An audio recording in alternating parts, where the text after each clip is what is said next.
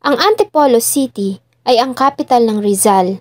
Ito ay may layo na 25 kilometers mula sa Kamaynilaan. Ito ang pinakamataong lungsod sa buong Luzon sa labas ng Kalakhang, Maynila at ikapito naman sa buong bansa. Sa ilalim ng Republic Act No. 8508 ay naging lungsod ang Antipolo noong April 4, 1998. Ang Antipolo din ay tanyag sa mga manlalakbay, kaya naman ay binansagan ito na kabisera ng paglalakbay sa Pilipinas.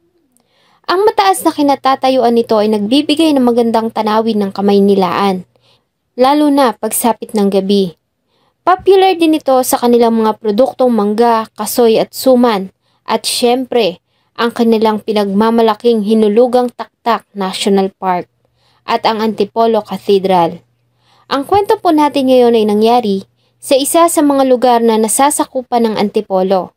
Ito ay ang naging masakit na katapusan sa mga pangarap ng isang dalagita na si Rona May Castillo. Bago ko po simulan ang ating story, sa mga bago po sa channel ko, please hit the subscribe button at pakipindot na rin po ang ating notification bell para ma-notify kayo sa mga bago nating upload na videos. March 22, 2019, araw ng Friday, nang makatanggap ng report ang tanggapan ng kapulisan ng Antipolo tungkol sa katawan ng isang babae na natagpuan sa masukal na bahagi ng Sitio Binayoyo, Barangay Kalawis.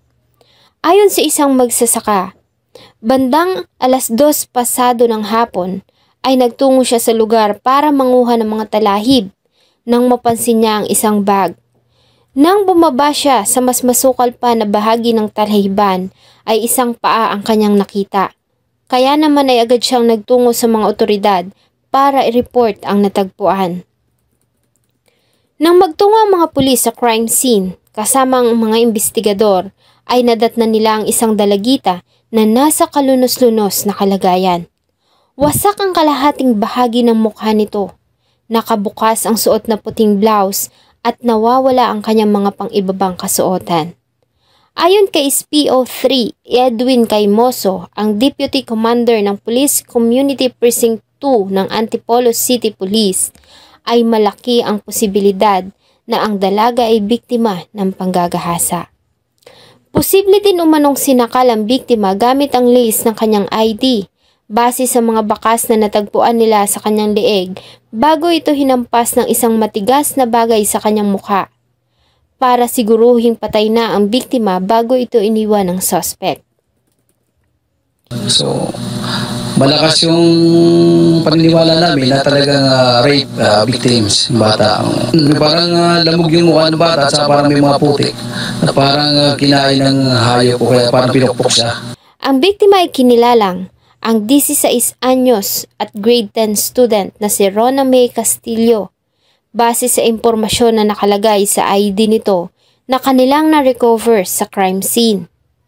Sa kanilang ginawang investigasyon ay napag-alaman nila na huling nakitang buhay si Rona May noong March 21, 2019, araw ng Huwebes. Ayon sa kanyang pamilya, ay noong Huwebes pa nila ito hinahanap dahil sa hindi nito pag-uwi ng bahay. Ilang araw umano bago ang pagkawala nito, ay napansin nila ang pagiging matamlay ng kapatid at tinatamad umano itong pumasok, kabaligtaran sa dating masigla at masipag mag-aral na si Rona May. Sa kabila nito ay maaga pa rin itong bumangon at nagbihis para pumasok sa school dahil sa gaganaping examination. Ito na umano ang huling sandali na nakita nilang buhay si Rona May. Samantala, sa mga nakalap na iba pang impormasyon ay may 3 tao na inaresto ang mga kapulisan ng Antipolo na siyang tinuring nilang mga persons of interest at kinuhanan nila ng mga statement. Sa 3 POI ay isa ang nakaagaw ng kanilang pansin dahil sa pabago-bago nitong salaysay na hindi tumutugma sa kanyang mga alibay.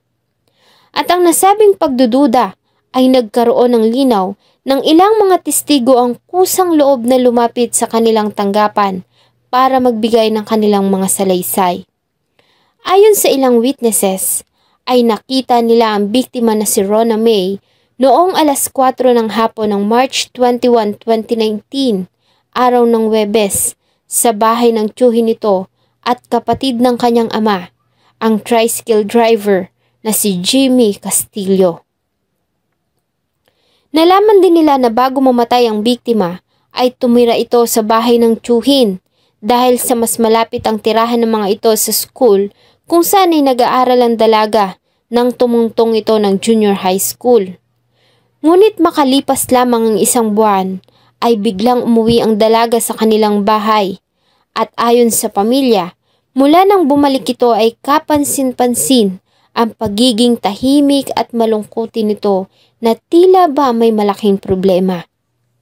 Nutahan na po yung mga tita namin. Sinausap niya na ang asya-asya niya pa nun pero biglang sinabi niya na, tita, pagod na ako. Ayoko na pong pumasok. Webes ko, ayaw niya na talaga pumasok nun. Napilitan na po siya kasi exam. Nang mag-imbestiga ang mga pulis sa silid na dating tinutuluyan ni Rona May, ay kapansin-pansin din umano ang magulo at tila ba may mga panlalabang nangyari sa loob. Ayon sa tsorya ng mga pulis, ay marahil umano ay bumalik ang dalaga sa bahay ng tiyuhin para kunin ang mga naiwan nitong gamit. Ngunit dito ay nagawa siyang gahasain at patayin ng suspect. Malaki din ang posibilidad na nanlaban ang biktima kaya ito pinatay ng suspect bago niya ito itinapon sa talhiban kung saan nakita ang katawan.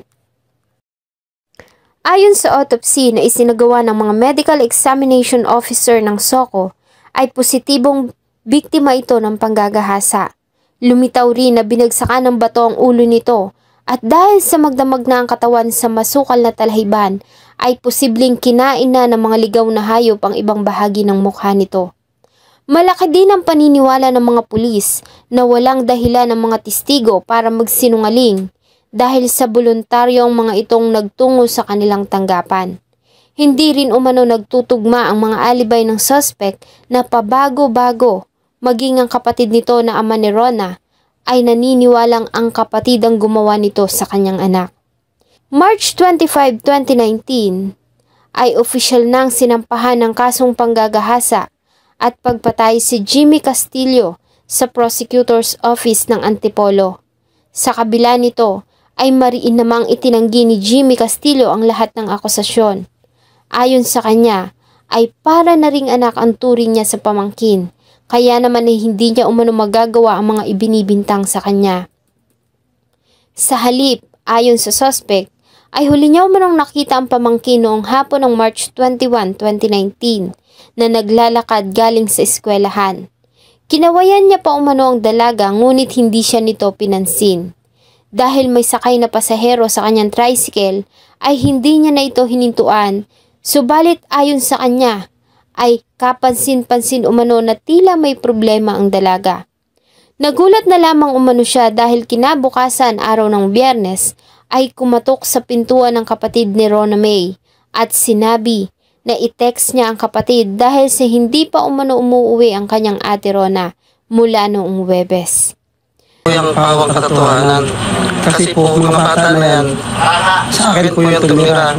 O pa nga po yung pamangkin ko. Hindi nga po ako napansin kasi ang takbo ng motor ko. Parang sabi ko, sa isip ko lang, ma'am, parang may problema. Yung time na yun, diretso kong si Chokabate, kasama ko si ma'am, hindi ko na po nakita. Kinabukasan po ng araw na ng Biyernes, tumuktok sa pinto yung yung kapatid niyang batang babae. Nang sabi po ay, Tito, i-text mo daw po si tatay kasi kahapon pa hindi na uwi si ate. Si Jimmy Castillo ay nasa pangangalaga pa rin ng mga Antipolo Police habang nililitis ang kanyang kaso sa hukuman. Binibigyan po siya ng baon pero hindi po niya ginagastos. Tinatsaga po siya maglakad ng 2 hours. Baka tipid lang po siya sa pera niya. Ang hirap po tanggapin. Kasi nag-i-expect po kami na yung kapatid ko. School lang, hihintay namin na ako sa hapon uuwi. Tapos mabalitaan namin na pinatay siyang ganyan. Shoutout po kay Ma'am Feby Montero na nanunood sa Dubai. Ma'am Hilda Hita sa Gumaca, Quezon. Ma'am Josephine Malagsik sa Saudi Arabia, Ma'am Marilo Simporios del Monte, Bulacan, Ma'am Ronel Lacno sa Gensan, Sir Jose Gerson Labiste sa Sibunga, Cebu. Sir Gregorio Gorio, salamat po. Ma'am Manchel A. Mayores, hello po.